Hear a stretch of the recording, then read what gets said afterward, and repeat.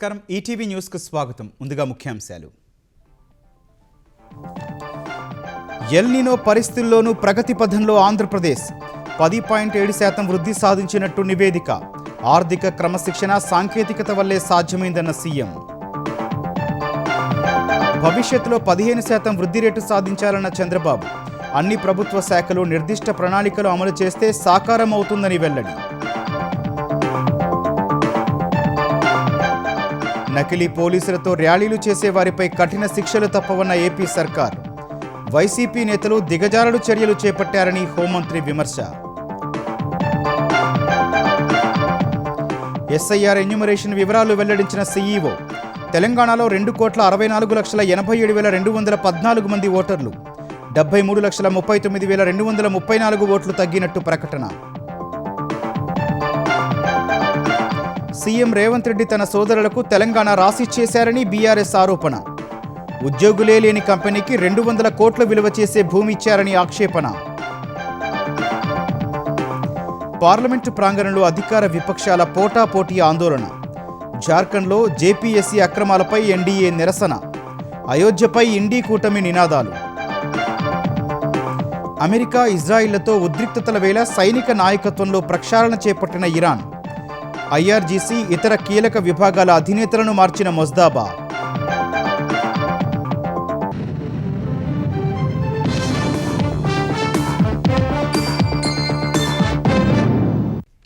El Nino వంటి ప్రతికూల పరిస్థితుల్లోనూ ఆంధ్రప్రదేశ్ 10.7% సానుకూల ఆర్థిక వృద్ధి రేటు సాధించిందని ముఖ్యమంత్రి చంద్రబాబు చెప్పారు.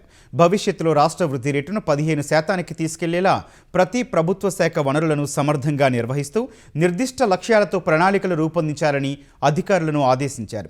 క్షేత్రస్థాయి వరకు సమాచారాన్ని సమగ్రంగా విశ్లేషిస్తూ సామాన్యుడిపై ఎలాంటి ధరల భారం పడకుండా తగిన కార్యాచరణ చేపట్టాలని సూచించారు. ఆంధ్రప్రదేశ్ ప్రణాళికా విభాగం అధికారులు జులై 2026 నివేదికను ముఖ్యమంత్రి చంద్రబాబుకు సచివాలయంలో అందజేశారు. గత 2 ఏళ్లుగా జాతీయ సగటు కంటే మెరుగైన రీతిలో ఆంధ్రప్రదేశ్ ఆర్థిక వ్యవస్థ స్థిరమైన ప్రగతిని కనబరుస్తోందని ప్రణాళికా విభాగం నివేదిక వెల్లడించింది. 2025-26 ఆర్థిక సంవత్సరం రెండో త్రైమాసికంలో వ్యవసాయ రంగం 13.5%, పారిశ్రామిక రంగం 10.6%, సేవా రంగం 9.9% వృద్ధి నమోదు చేసి రాష్ట్ర ఆర్థిక వ్యవస్థకు వెన్నుదన్నుగా నిలిచాయి. పశుసంవర్ధక శాఖ పరిధిలో మాంసం ఉత్పత్తి 9.6%, గుడ్ల ఉత్పత్తి 5.1% మేర పెరిగాయి. ఐటీ, రవాణా, వాణిజ్య కార్యకలాపాలు వేగంగా విస్తరిస్తున్నాయి. వాణిజ్య వాహనాల నమోదు ఏకంగా 51.6% పెరగడం ఏపీలో పుంజుకున్న ఆర్థిక లావాదేవీలకు నిదర్శనంగా నిలుస్తోంది. ప్రభుత్వ టెక్నాలజీ ఇంటిగ్రేషన్ కారణంగా జీఎస్టీ వసూళ్లు 21% వృద్ధితో 13,282 కోట్లకు చేరాయి. సాధారణ ఎగుమతుల్లో 16,322 కోట్లతో 10.5% వృద్ధి నమోదు కాగా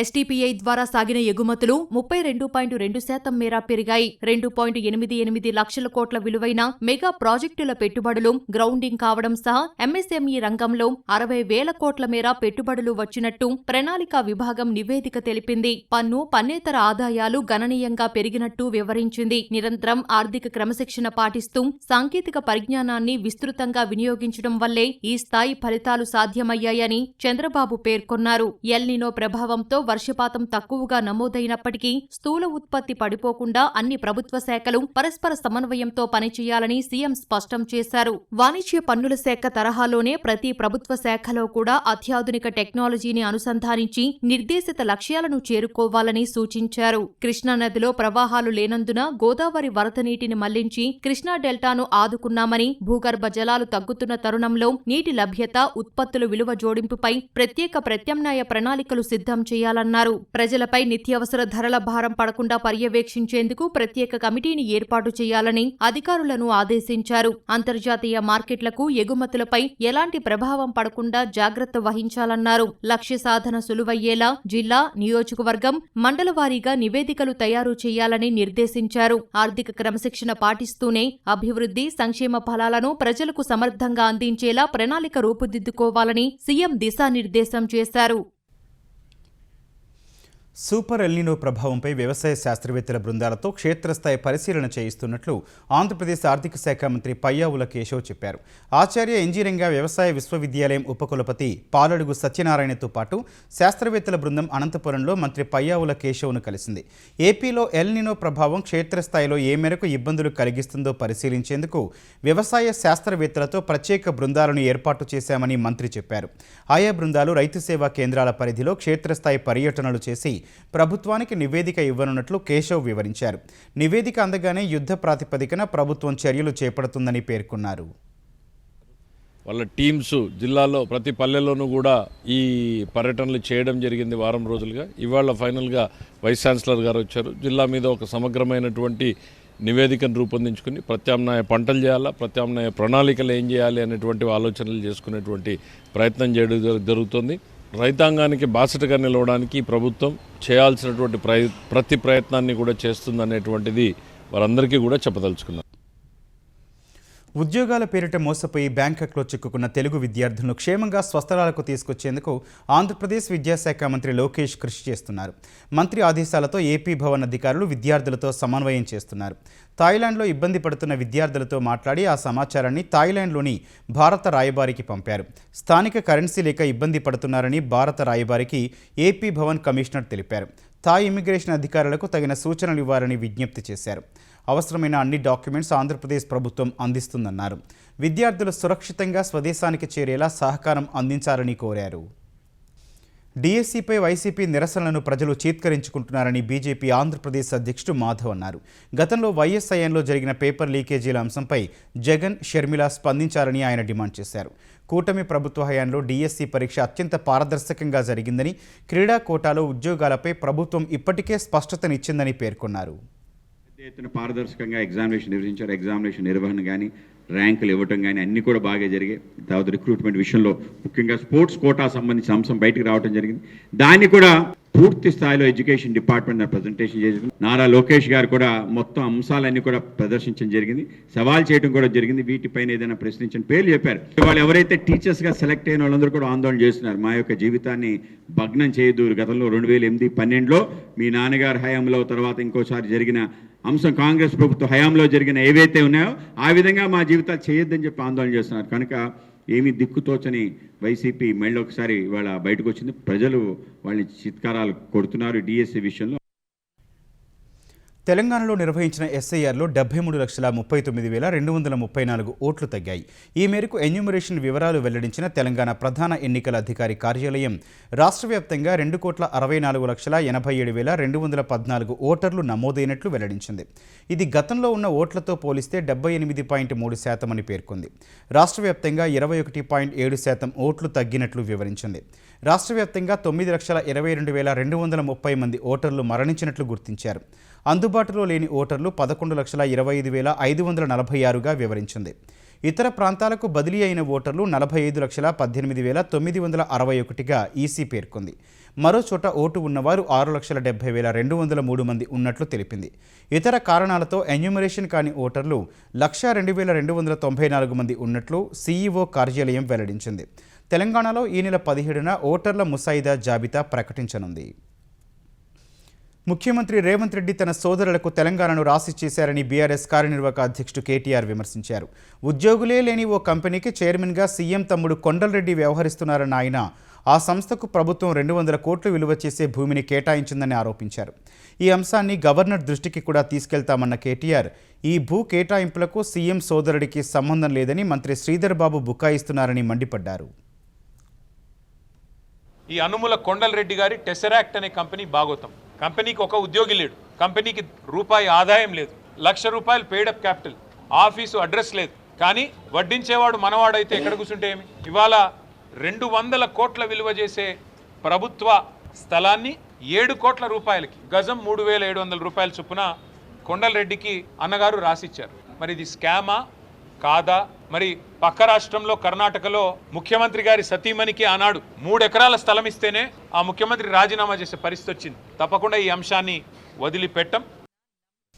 అధికార ఎన్డీఏ ప్రతిపక్ష ఇండీ కూటమి ఎంపీలు ఇవాళ పార్లమెంటు మకర ద్వారం వద్ద పోటాపోటీ నిరసనలకు దిగారు.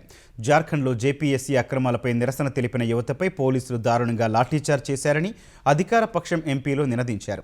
అయోధ్య రామాలయంలో విరాళాల దొంగతనంపై ప్రతిపక్ష కూటమి ఎంపీలు నిరసన కొనసాగించారు. విద్యార్థుల నిరసనలపై చర్చ నుంచి కాంగ్రెస్ నేత రాహుల్ గాంధీ పారిపోతున్నారని ఎన్డీఏ ఎంపీలు ఆరోపించారు. జూలై 20న ఢిల్లీలో విద్యార్థులపై దాడికి కేంద్ర హోంమంత్రి అమిత్ షా బాధ్యత వహించారని ఇండీ కూటమి ఎంపీలు డిమాండ్ చేశారు. మకర ద్వారం వద్ద ఇరు వర్గాల ఎంపీలు ప్లకార్డులను పట్టుకొని పోటీ నినాదాలు చేశారు. అవాంఛనీయ ఘటనలు జరగకుండా భద్రతా సిబ్బంది వారి మధ్య నిలబడ్డారు. విపక్షాల నిరసన మధ్య లోక్సభ మరో 2 బిల్లులను ఆమోదించింది. కేరళ పేరును కేరళంగా మార్చే bill, national cooperative development corporation సవరణ బిల్లులకు లోక్సభ ఆమోద ముద్ర వేసింది. ఉదయం సభ సమావేశం కాగానే విపక్ష సభ్యులు నిరసన కొనసాగించడంతో లోక్సభ మధ్యాహ్నం 2 గంటలకు వాయిదా పడింది. జూలై 20న ఢిల్లీలో విద్యార్థులపై జరిగిన లాఠీచార్జ్ అంశంపై హోంమంత్రి అమిత్ షా ప్రకటన చేస్తారని చెప్పినప్పటికీ విపక్ష సభ్యులు శాంతించలేదు. అయోధ్య విరాళాల చోరీ అంశంపైన చర్చించాలని పట్టుబట్టారు. మధ్యాహ్నం 2 గంటలకు సమావేశమైనప్పుడు కూడా సభలో ఆందోళన కొనసాగింది. ఈ గందరగోళం మధ్య ఎలాంటి చర్చ లేకుండా కేరళ పేరును కేరళంగా మార్చే బిల్లును లోక్సభ మూజువాణి ఓటుతో ఆమోదించింది. తర్వాత నేషనల్ కోఆపరేటివ్ డెవలప్మెంట్ కార్పొరేషన్ సవరణ బిల్లు 2026ను కూడా చర్చ లేకుండానే మూజువాణి ఓటుతో ఆమోదించింది. తర్వాత లోక్సభ బుధవారానికి వాయిదా పడింది. పార్లమెంటు వర్షాకాల సమావేశాల్లో ప్రతిష్టంభన కొనసాగుతున్న వేళ ఎన్డీఏ కూటమి మంగళ్ మిలాన్ పేరుతో ప్రత్యేక సమావేశం నిర్వహించింది. ఈ భేటీకి ప్రధాని నరేంద్ర మోదీ, హోంమంత్రి అమిత్ షాతో పాటు పలువురు కేంద్ర మంత్రులు, ఎన్డీఏ భాగస్వామ్య పక్షాల నేతలు హాజరయ్యారు. పార్లమెంటు లైబ్రరీ భవనంలోని జీఎంసీ బాలయోగి ఆడిటోరియంలో జరిగిన ఈ సమావేశానికి ప్రధాని మోదీ చేరుకోగానే కేంద్ర మంత్రులు, ఎన్డీఏ కూటమి ఎంపీలు ఘన స్వాగతం పలికారు. చేతుల్లో జాతీయ జెండాలను పట్టుకొని వందే మాతరం, భారత్ మాతాకి జై అంటూ నినాదాలు చేశారు. ప్రధాని మోదీ సైతం స్వయంగా జాతీయ జెండాను పట్టుకొని వారికి అభివాదం చేశారు. జార్ఖండ్లో ఉద్యోగ నియామక పరీక్షల్లో అక్రమాలు జరిగాయంటూ ఆందోళన చేసిన విద్యార్థులపై పోలీసుల లాఠీచార్జి తీవ్ర దుమారం రేపుతోంది. పోలీసుల దౌర్జన్యానికి నిరసనగా ఇవాళ ప్రతిపక్షాలు రాష్ట్ర బంద్ పాటిస్తున్నాయి. ముఖ్యమంత్రి హేమంత్ సోరెన్ ప్రభుత్వం విద్యార్థులు, నిరుద్యోగులపై కర్కశంగా వ్యవహరిస్తోందని బీజేపీ మండిపడింది. పేపర్ లీకేజీలు, ఉద్యోగాల కుంభకోణంపై విద్యార్థులు సీబీఐ విచారణ కోరితే లాఠీలతో కొట్టించడం దారుణమని ఆగ్రహం వ్యక్తం చేసింది. 9 రోజులుగా నిరాహార దీక్ష చేస్తున్న విద్యార్థి నేత దేవేంద్ర మహతోను ఆసుపత్రికి తరలించే ముందు పోలీసులు తీవ్రంగా కొట్టారని, ఆయన ఛాతీ నొప్పితో బాధపడుతున్నారని సీజేపీ నేత దీప్కే ఆవేదన వ్యక్తం చేశారు. దేవేంద్ర మహతో పోరాటానికి సీజేపీ పూర్తి మద్దతిస్తుందని ప్రకటించారు. ఉద్యోగ నియామక పరీక్షలో అక్రమాలపై సీబీఐ విచారణ జరిపించాలంటూ నిన్న అసెంబ్లీ ముట్టడికెత్తించిన వేలాది మంది విద్యార్థులను అడ్డుకునేందుకు పోలీసులు లాఠీచార్జ్ చేశారు. జల ఫిరంగులు, బాష్పవాయు గోళాలు ప్రయోగించారు. ఈ ఘటనలో పలువురు విద్యార్థులు, రాళ్ల దాడిలో 14 మంది పోలీసులు గాయపడ్డారు. ఓటర్ల జాబితా ప్రత్యేక సమగ్ర సవరణ సర్ తర్వాత బెంగళూరు నియోజకవర్గంలో తన ఓటును తొలగించారని సినీ నటుడు ప్రకాష్ రాజ్ వెల్లడించారు. ఈ మేరకు ఎక్స్లో ఒక వీడియో పోస్ట్ చేసిన ఆయన అదే నియోజకవర్గం నుంచి తాను ఎంపీ అభ్యర్థిగా కూడా పోటీ చేసినట్లు తెలిపారు. నేరుగా ఎవరి పేరును ప్రస్తావించని ప్రకాష్ రాజ్ మిమ్మల్ని ఎన్నుకోని వారి ఓట్లు తొలగించడానికి అధికారం ఉపయోగిస్తున్నావా అని ప్రశ్నించారు. ఓటు తొలగించినంత మాత్రాన మమ్మల్ని ఆపగలవా స్నేహితుడా అని వ్యాఖ్యానించారు. I am one of the 65 lakh voters whose vote right has been deleted from Bangalore constituency after SIR. Nice joke. I was born in this constituency. I lived in this constituency. I had my schooling, college, theatre. And for your kind information, I was an MP candidate of this constituency too. Game on. Let me see what is the process I have to go through. क्या कागज दिखाना पड़ेगा to get back my voter ID. Well, game on. One little word. My friend, you can use your powers to deny few of the citizens the right to vote who may not elect you. But can you stop us, my dear friend, from our power of bringing you down? Just asking. నకిలీ పోలీసులతో ర్యాలీలు నిర్వహించడం ద్వారా YCP నేతలు మొత్తం police వ్యవస్థని తీవ్రంగా అవమానిస్తున్నారని ఆంధ్రప్రదేశ్ హోంమంత్రి వంగలపూడి అనిత మండిపడ్డారు. ప్రజలను తప్పుదోవ పట్టించడమే లక్ష్యంగా గొడ్డలి పార్టీ నాయకులు ఇలాంటి దిగజారుడు చర్యలకు పాల్పడుతున్నారని విమర్శించారు. నకిలీ పోలీసుల ముసుగులో రాజకీయ ర్యాలీలు నిర్వహించేవారు సమాజానికి ఎలాంటి సందేశం ఇస్తారని ప్రశ్నించారు. ముసుగులు వేసుకుని క్రిమినల్ రాజకీయాలు చేస్తున్న వారికి రాజకీయాల్లో కొనసాగే అర్హతే లేదని స్పష్టం చేశారు. పోలీసు వ్యవస్థ గౌరవాన్ని, విశ్వసనీయతను దెబ్బతీసే చర్యలను కూటమి ప్రభుత్వం ఉపేక్షించబోదని హోంమంత్రి తేల్చి చెప్పారు. నకిలీ పోలీసుల ముసుగులో ర్యాలీలో పాల్గొన్నవారు, వారి వెనకున్న నేతలపై చట్టపరంగా కఠిన చర్యలు తీసుకుంటామని హెచ్చరించారు. రాజకీయ లబ్ధి కోసం వ్యవస్థలను దిగజార్చేలా వ్యవహరిస్తే తీవ్ర పరిణామాలుంటాయని హోంమంత్రి అనిత తేల్చి చెప్పారు. అగ్రిగోల్డ్ కేసులో మరిన్ని ఆస్తులు జప్తు చేయాలని ఆంధ్రప్రదేశ్ ప్రభుత్వం ఆదేశాలు జారీ చేసింది. డిపాజిటర్ల సొమ్ముతో అగ్రిగోల్డ్ యాజమాన్యం వారి బంధువుల పేరిట ఈ ఆస్తులు కొనుగోలు చేసినట్లు విచారణలో తేలింది. దీంతో పోరంకి, పెనమలూరు, ఈదర్లలో దాదాపు 6.55 ఎకరాల భూమిని జప్తు చేయాలని ప్రభుత్వం ఆదేశించింది. ఈ భూములు అగ్రిగోల్డ్ కంపెనీలకు జాయింట్ ఎండీగా ఉన్న అవ్వా హేమసుందర వరప్రసాద్ అత్తగారు ఎలా జయలక్ష్మి పేరిట ఉన్నట్లు విచారణలో గుర్తించారు. కర్ణాటకలోని బెంగళూరు జిల్లా ముత్తనల్లూరు అమ్మనికేరి గ్రామంలో 3.32 ఎకరాల భూమి కూడా డిపాజిటర్ల సొమ్ముతోనే కొనుగోలు చేసినట్లు గుర్తించారు. ఈ భూమిని జప్తు చేయాలని సిఐడి డైరెక్టర్ జనరల్ను ప్రభుత్వం ఆదేశించింది. ఆక్వా రైతులకు యూనిట్ విద్యుత్ ₹50 అందించడం ద్వారా 1150 కోట్ల భారాన్ని ప్రభుత్వం భరిస్తోందని ఆంధ్రప్రదేశ్ మంత్రులు చెప్పారు. ఆక్వా, నాన్ ఆక్వా రైతులకు విద్యుత్ సబ్సిడీపై ముఖ్యమంత్రి చంద్రబాబు, ఉప ముఖ్యమంత్రి పవన్ కళ్యాణ్కు కృతజ్ఞతలు తెలియజేస్తూ పశ్చిమ గోదావరి జిల్లా పాలకొల్లులో ఆక్వా రైతులు బహిరంగ సభ నిర్వహించారు. సభలో పాల్గొన్న మంత్రులు అచ్చెన్నాయుడు, గొట్టిపాటి రవి, నిమ్మల రామానాయుడు విద్యుత్ సబ్సిడీ జీవోను విడుదల చేశారు. సభకు రాష్ట్ర నలుమూలల నుంచి ఆక్వా రైతులు భారీగా తరలివచ్చారు. జగన్ పాలనలో విద్యుత్ సబ్సిడీ ఇవ్వలేదని గుర్తు చేసిన మంత్రులు కూటమి పాలనలో నాణ్యమైన కరెంట్ ఇస్తున్నామని చెప్పారు. విద్యుత్ సబ్సిడీ వల్ల ఆక్వా రైతులకు ఎకరాకు 84,000 ఆదా అవుతాయని చెప్పారు. కూటమి పాలనలో దాదాపు 15,000 కోట్ల విద్యుత్ సబ్సిడీని వివిధ రంగాలకు అందిస్తున్నట్టు మంత్రి గొట్టిపాటి రవికుమార్ వివరించారు. ఆక్వా రైతులకు లో వోల్టేజ్ సమస్య లేకుండా 500 కోట్లు ఖర్చు చేస్తున్నట్లు చెప్పారు. ఆక్వా రంగ అభివృద్ధికి కూటమి ప్రభుత్వం కృషి చేస్తోందని మంత్రి అచ్చెన్నాయుడు వివరించారు. గొడ్డలి పార్టీతో జాగ్రత్తగా ఉండాలని, లేకపోతే భవిష్యత్తులోనూ ఆంధ్రప్రదేశ్కు ప్రమాదమేనని హెచ్చరించారు. ఆక్వా రైతులకు కానీ, రైతాంగానికి కానీ లో వోల్టేజ్ సమస్యలు కానీ రాబోయే రోజుల్లో ఇబ్బందులు లేకుండా ఉండటం కోసం దాదాపు 500 కోట్లు ఈ చుట్టుపక్కల ప్రాంతంలో ఖర్చు పెడుతుందని చెప్పి కూడా మీ అందరికీ తెలియజేస్తున్నాం. మొట్టమొదటి ప్రభుత్వం భారతదేశంలో ఎక్కడ కూడా ట్రూ డౌన్ చేసిన ప్రభుత్వం ఏదైనా ఉందంటే అది కూటమి ప్రభుత్వం, చంద్రబాబు గారి నాయకత్వంలో చెప్పటంలో ఏమాత్రం సందేహం లేదు. దాదాపు మనం 22 లక్షల మంది రైతులకి ఉచితంగా కరెంట్ ఇచ్చే కార్యక్రమం చేస్తున్నాం 9 గంటలు. రాబోయే రోజుల్లో పూర్తిగా పగలపూట ఇవ్వటం కోసమే పిఎం కుసుమ్ ద్వారా ఒక కార్యక్రమం కూడా మళ్ళీ చేస్తున్నాం. ఈ రోజు ఇచ్చిన మాట ప్రకారం జోన్, నాన్ జోన్ 10 ఎకరాల సంబంధం లేకుండా ప్రతి ఒక్కరికి ₹1.5కే కరెంట్ ఇస్తున్నాం. మొన్నటి వరకు 724 కోట్లు ఈ రాష్ట్రంలో ఈ రంగం మీద ఖర్చు పెట్టారు. మేము ఈ 2 సంవత్సరాల్లో 1150 కోట్లకి ఒక్క విద్యుత్ రంగం మీద ఆక్వా రంగానికి సబ్సిడీ ఇస్తున్న విషయాన్ని మీ అందరూ కూడా గుర్తుపెట్టుకోవాలి. ఆక్వా ధరల గురించి మాట్లాడే నైతిక హక్కు నీకు ఎక్కడుంది? ఒకసారి పెరిగిన ధరలు తగ్గించినటువంటి ప్రభుత్వం ఎన్డీఏ ప్రభుత్వం, ఇది గుర్తుపెట్టుకోవాలి. ఉపకార వేతనాల పెంపు సహా వైద్యుల ఉద్యోగ విరమణ వయసును 65 ఏళ్లకు పెంచాలన్న నిర్ణయాన్ని వ్యతిరేకిస్తూ ఆంధ్రప్రదేశ్లో జూనియర్ డాక్టర్లు రాష్ట్ర వ్యాప్తంగా ఆందోళన చేపట్టారు. 15% ఉపకార వేతన పెంపును డిమాండ్ చేస్తూ విధులు బహిష్కరించారు. ఫలితంగా ప్రభుత్వ ఆసుపత్రులు, బోధనాసుపత్రుల్లో ఓపీతో పాటు సాధారణ సేవలు నిలిచిపోయాయి. అత్యవసర సేవలు మాత్రం కొనసాగుతున్నాయి. నిరసనలో భాగంగా జూనియర్ డాక్టర్లు Vijayawada GGH super speciality block ఎదుట నిరసన చేపట్టారు. వైద్యుల ఉద్యోగ విరమణ వయస్సును పెంచడం వల్ల యువతకు అవకాశాలుండవని, జూనియర్ డాక్టర్లపై పని ఒత్తిడి పెరిగిందని ఆందోళన వ్యక్తం చేశారు. ఈ సమస్యలపై ప్రభుత్వం స్పందించేదాకా తమ ఆందోళన కొనసాగుతుందని స్పష్టం చేశారు. జీవో ప్రకారంగా 15% హైక్ అడుగుతున్నాం. లాస్ట్ జీవో 2025 ఎండింగ్ 2020 స్టార్టింగ్లో టర్మినేట్ అయిపోయింది.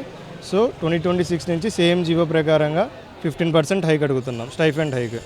ప్రజెంట్ ఫస్ట్ ఇయర్ వాళ్ళకి 60,000 ఉంది. సో దాని ప్రకారంగా 15% అడుగుతున్నాం. దాంట్లో non emergency departments, non emergency services, OPDs, elective surgeries ఇవన్నీ నిలిపివేయడం జరిగింది. పేషెంట్ కేర్కి మాత్రం ఎమర్జెన్సీలో కానీ ఏ ఇబ్బంది లేకుండా చూస్తున్నాం. పంజాగుట్ట శ్మశాన వాటికలో దారుణ ఘటన వెలుగులోకి వచ్చింది. శ్మశాన వాటికలో శిశువు మృతదేహం అదృశ్యం కావడం కలకలం రేపింది. 6 నెలలకే జన్మించిన కవలలు అనారోగ్యంతో ఒకరోజు వ్యవధిలో మృతి చెందారు. తొలుత మృతి చెందిన శిశువు మృతదేహాన్ని 2,500 రూపాయలు తీసుకుని శ్మశాన వాటిక సిబ్బంది ఖననం చేశారు.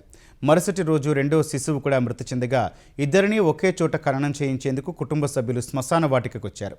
అప్పటికే ఖననం చేసిన తొలి శిశువు మృతదేహం కనిపించకపోవడంతో కుటుంబ సభ్యులు శ్మశాన వాటిక సిబ్బందిని నిలదీశారు. తమ బిడ్డ మృతదేహం ఏమైందంటూ కన్నీరు మున్నీరుగా విలపించారు. బాధితుల ఫిర్యాదు మేరకు ఘటనపై బంజారాహిల్స్ పోలీసులు కేసు నమోదు చేసి 4గురిని అదుపులోకి తీసుకొని విచారిస్తున్నారు. హైదరాబాద్ నార్సింగి పోలీస్ స్టేషన్ పరిధిలో మద్యం మత్తులో కారుతో ద్విచక్ర వాహనాన్ని ఢీకొట్టి పరారైన 4 నిందితులను పోలీసులు అరెస్ట్ చేశారు. నిన్న తెల్లవారుజామున ఈ ప్రమాదం చోటు చేసుకుంది. శంషాబాద్ ప్రాంతానికి చెందిన వ్యక్తి పండుగ సందర్భంగా హైదర్షా కోర్టులోని అత్తగారింటికి వచ్చాడు. ఉదయం తన బావమరిదితో కలిసి కారులో టిఫిన్ చేసేందుకు వెళ్తూ మద్యం మత్తులో ఎదురుగా వస్తున్న ద్విచక్ర వాహనాన్ని ఢీకొట్టారు. ఈ ప్రమాదంలో ద్విచక్ర వాహనదారుడు అక్కడికక్కడే మృతి చెందాడు. అనంతరం కారులో ఉన్న 4 అక్కడి నుంచి పరారయ్యారు. ఘటనపై కేసు నమోదు చేసిన నార్సింగి పోలీసులు సీసీటీవీ ఫుటేజ్ను పరిశీలించి నిందితులను గుర్తించి అదుపులోకి తీసుకున్నారు.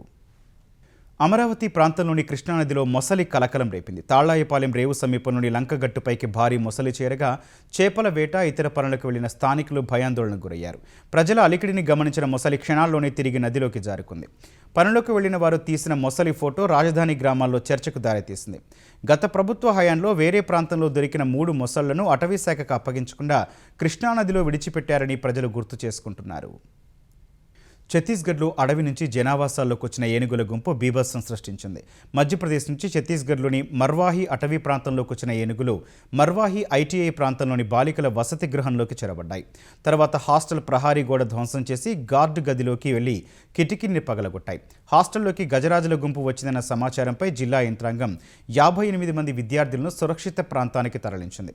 సమయానికి బాలికలను సురక్షితంగా బయటకు తరలించినందున ఎలాంటి ప్రాణనష్టం జరగలేదు. ఈ ఘటన తర్వాత హాస్టల్ చుట్టుపక్కల ప్రాంతంలో భద్రతను కట్టుదిట్టం చేశారు. ఏనుగులను మళ్లీ అడవిలోకి పంపే ఏర్పాట్లు చేస్తున్నారు. అమెరికా, ఇజ్రాయిల్తో ఉద్రిక్తతలు కొనసాగుతున్న వేళ Iran supreme leader Mojtaba Khamenei దేశ సైనిక నాయకత్వంలో భారీ ప్రక్షాళన చేపట్టారు. అత్యంత కీలకమైన Islamic revolutionary guard corps IRGC, regular సాయుధ దళాలు, అలాగే బాసిజ్ మిలీషియాలో 6 అత్యున్నత సైనిక పదవులకు కొత్త కమాండర్లను నియమించారు. ఇరాన్లో శక్తివంతమైన సైనిక భద్రతా సంస్థ ఐఆర్జీసీ కమాండర్ ఇన్ చీఫ్గా మేజర్ జనరల్ అహ్మద్ వాహిదీని నియమించారు. ఐఆర్జీసీకి చెందిన ప్రతిష్టాత్మక కుద్స్ ఫోర్స్కు కమాండర్గా పనిచేసిన వాహిదీకి ఇరాన్ భద్రతా వ్యూహాత్మక నిర్ణయాలు తీసుకోవడంలో అపార అనుభవం ఉంది. ఇరాన్ సాయుధ దళాల చీఫ్ ఆఫ్ స్టాఫ్గా మేజర్ జనరల్ అలీ అబ్దుల్లాహీని ఎంపిక చేశారు. ఆపరేషనల్ స్థాయిలో ఐఆర్జీసీ నావీ కమాండర్గా రియర్ అడ్మిరల్ అలీ అజ్మాయిని నియమించారు. ఇరాన్ భద్రతా వ్యవహారాల్లో నిపుణుడైన నిఘా విభాగం నేత హుస్సేన్ తాయిబ్ను బాసిజ్ దళాల అధిపతిని చేశారు. కియూమర్స్ హైదరీ, మొస్తాఫా ఇజాదీలకు ఐఆర్జీసీ మిలిటరీ కమాండ్లో సీనియర్ డిప్యూటీ పదవులు దక్కాయి. ఇది కేవలం సాధారణ నియామక ప్రక్రియ కాదని, భవిష్యత్తులో యుద్ధం తీవ్రమైతే సమర్థంగా ఎదుర్కోవడానికే ఈ అనుభవజ్ఞులైన కఠినమైన కమాండర్లను సుప్రీం లీడర్ తెరపైకి తెచ్చారని విశ్లేషకులు భావిస్తున్నారు. స్వాతంత్ర దినోత్సవాలకు సిద్ధమవుతున్న భారత్కు రష్యా అరుదైన శుభాకాంక్షలు తెలిపింది. అంతర్జాతీయ అంతరిక్ష కేంద్రంలోని రష్యన్ వ్యోమగాములు భారత జాతీయ జెండాను పట్టుకుని శుభాకాంక్షలు తెలిపారు. అంతరిక్ష పరిశోధన రంగంలో భారత్ సాధిస్తున్న అపూర్వమైన పురోగతిని, స్వయం సమృద్ధిపై రష్యన్ వ్యోమగాములు అభినందనలు తెలిపారు. ఇస్రో ప్రతిష్టాత్మకంగా చేపడుతున్న మొదటి మానవ సహిత అంతరిక్ష యాత్ర గగన్యాన్ మిషన్ అద్భుత విజయం సాధించాలని ఆకాంక్షించారు. భారత్, రష్యా మధ్య ఉన్న సుదీర్ఘ అంతరిక్ష బంధాన్ని గుర్తు చేసిన రష్యన్ కాస్మోనాట్లు అంతరిక్షంలోకి వెళ్లిన తొలి మానవుడు యూరీ గగారిన్ భారత్లో చేసిన పర్యటనను ప్రస్తావించారు. గగారిన్ పర్యటన ఇరు దేశాల అంతరిక్ష పరిశోధనల భాగస్వామ్యానికి పునాది వేసిందని, నాటి నుంచి నేటి వరకు ఇరు దేశాల మైత్రీ బంధం కొనసాగుతోందని రష్యన్ వ్యోమగాములు కొనియాడారు. అదానీ గ్రూప్ చైర్మన్ గౌతమ్ అదానీకి అమెరికాలో భారీ ఊరట లభించింది. లాభదాయకమైన సౌర విద్యుత్ కాంట్రాక్టులను దక్కించుకునేందుకు భారత అధికారులకు లంచమిచ్చారనే ఆరోపణలపై నమోదు చేసిన క్రిమినల్ కేసును అమెరికా కోర్టు శాశ్వతంగా కొట్టివేసింది. మొత్తం $250 మిలియన్ అమెరికా పెట్టుబడిదారుల నుంచి సేకరించి భారత ప్రభుత్వ అధికారులకు అదానీ లంచం ఇచ్చినట్లు ఆరోపణలు వచ్చాయి. ఈ ఆరోపణలో వాస్తవం లేదని ఇప్పటికే తేల్చి చెప్పిన కోర్టు ఇప్పుడు గౌతమ్ అదానీ, ఆయన మేనలుడు సాగర్ అదానీ, అదానీ గ్రీన్ ఎనర్జీ మాజీ సీఈఓ వినీత్ జైన్కు శాశ్వతంగా విముక్తి కల్పించింది. కేసును ఉపసంహరించుకుంటూ అమెరికా న్యాయశాఖ చేసిన విజ్ఞప్తికి న్యూయార్క్ కోర్టు ఆమోదం తెలిపింది. ఈ కేసుకు తగిన ఆధారాలు లేవని, ఇది భారత్కు సంబంధించిన అంశం కావడంతో విచారణను కొనసాగించడం న్యాయబద్ధం కాదని అమెరికా ప్రభుత్వం కోర్టుకు వివరించింది. ఈ తీర్పును స్వాగతించిన గౌతమ్ అదానీ సత్యం, ధర్మం, చట్టంపై తమకున్న నమ్మకం మరోసారి రుజువైందన్నారు. బెంగళూరులోని ఒక 5-స్టార్ హోటల్లో దారుణం చోటు చేసుకుంది. 40 ఏళ్ల ఎస్జీ ఇమ్రాన్ అనే వ్యక్తి తన 2 కుమార్తెలను హత్య చేసి ఆత్మహత్యకు యత్నించాడు. గదిని శుభ్రం చేయడానికి వెళ్లిన హోటల్ సిబ్బంది చూసినప్పుడు మంచంపై 10-5 ఏళ్ల వయసున్న బాలికలు విగత జీవులుగా పడి ఉన్నారు. వెంటనే వారు భద్రతా సిబ్బందికి సమాచారం ఇచ్చారు. తక్షణం అక్కడికి చేరుకున్న భద్రతా సిబ్బంది మరుగుదొడ్డిలోని రక్తపు మడుగులో గొంతు కోసుకొని పడి ఉన్న ఇమ్రాన్ను గుర్తించారు. వెంటనే అతన్ని మణిపాల్ ఆసుపత్రికి తరలించారు. ప్రస్తుతం అతడి పరిస్థితి విషమంగా ఉంది. భార్యకు మరో వ్యక్తితో సంబంధం ఉందన్న అనుమానంతోనే ఇమ్రాన్ ఈ దారుణానికి ఒడిగట్టినట్లు పోలీసులు తేల్చారు. అలాంటి తల్లి పెంపకంలో పిల్లలు పెరగడం ఇష్టం లేక పిల్లలను గొంతు నిలిమి చంపి తాను చనిపోవాలని నిర్ణయించుకున్నట్లు నిందితుడు పోలీసులకు తెలిపాడు. నిందితుడి వాంగ్మూలం ఆధారంగా హత్య కేసు నమోదు చేశామని, అసలు కారణం ఇదేనా లేక మరే కారణమైనా ఉందా అనే కోణంలో దర్యాప్తు చేస్తున్నట్టు పోలీసులు తెలిపారు. మధ్యప్రదేశ్ జబల్పూర్ రైల్వే స్టేషన్లో ప్రయాణికుల రైళ్లకు దూరంగా నిలిపి ఉంచిన రైల్వే జీఎం ఇన్స్పెక్షన్ బోగీలో అకస్మాత్తుగా మంటలు చెలరేగడం కలకలం రేపింది. క్షణాల్లోనే మంటలు భారీగా వ్యాపించగా అక్కడ భయానక వాతావరణం నెలకొంది. మంటలు రైల్వే పట్టాలపై నుండే ఓవర్ హెడ్ వైర్ల వరకు ఎగిసిపడ్డాయి. వెంటనే ఘటనా స్థలికి చేరుకున్న 2 ఫైర్ ఇంజన్లు మంటలను అదుపులోకి తెచ్చాయి. ఈ ప్రమాదంలో బోగీ లోపలి సామాగ్రి, పరికరాలు కాలిపోయాయి. అయితే ఇది ప్యాసింజర్ రైలుకు దూరంగా ఉండటం, లోపల ఎవరూ లేనందున ప్రాణ నష్టం తప్పింది. బోగీ లోపల ఉన్న బ్యాటరీలో తలెత్తిన సాంకేతిక లోపం లేదా విద్యుదాఘాతం వల్ల ఈ అగ్ని ప్రమాదం జరిగుంటుందని ప్రాథమికంగా భావిస్తున్నారు. ముఖ్యాంశాలు మరోసారి. ఎల్ నినో పరిస్థితుల్లోనూ ప్రగతి పథంలో ఆంధ్రప్రదేశ్ 10.7% వృద్ధి సాధించినట్టు నివేదిక. ఆర్థిక క్రమశిక్షణ, సాంకేతికత వల్లే సాధ్యమైందన్న సీఎం. భవిష్యత్తులో 15% వృద్ధి రేటు సాధించాలన్న చంద్రబాబు. అన్ని ప్రభుత్వ శాఖలు నిర్దిష్ట ప్రణాళికలు అమలు చేస్తే సాకారం అవుతుందని వెల్లడి. నకిలీ పోలీసులతో ర్యాలీలు చేసే వారిపై కఠిన శిక్షలు తప్పవన్న ఏపీ సర్కార్. వైసీపీ నేతలు దిగజారుడు చర్యలు చేపట్టారని హోంమంత్రి విమర్శ. ఎస్ఐఆర్ ఎన్యూమరేషన్ వివరాలు వెల్లడించిన సీఈఓ. తెలంగాణలో 2,64,87,214 మంది ఓటర్లు. 73,39,234 ఓట్లు తగ్గినట్టు ప్రకటన. సీఎం రేవంత్ రెడ్డి తన సోదరులకు తెలంగాణ రాసిచ్చేశారని బీఆర్ఎస్ ఆరోపణ. ఉద్యోగులే లేని కంపెనీకి 200 కోట్ల విలువ చేసే భూమి ఇచ్చారని ఆక్షేపణ. పార్లమెంటు ప్రాంగణంలో అధికార విపక్షాల పోటాపోటీ ఆందోళన. జార్ఖండ్లో జేపీఎస్సీ అక్రమాలపై ఎన్డీఏ నిరసన. అయోధ్యపై ఇండీ కూటమి నినాదాలు. అమెరికా, ఇజ్రాయిళ్లతో ఉద్రిక్తతల వేళ సైనిక నాయకత్వంలో ప్రక్షాళన చేపట్టిన ఇరాన్. ఐఆర్జీసీ ఇతర కీలక విభాగాల అధినేతలను మార్చిన మొజ్దాబా.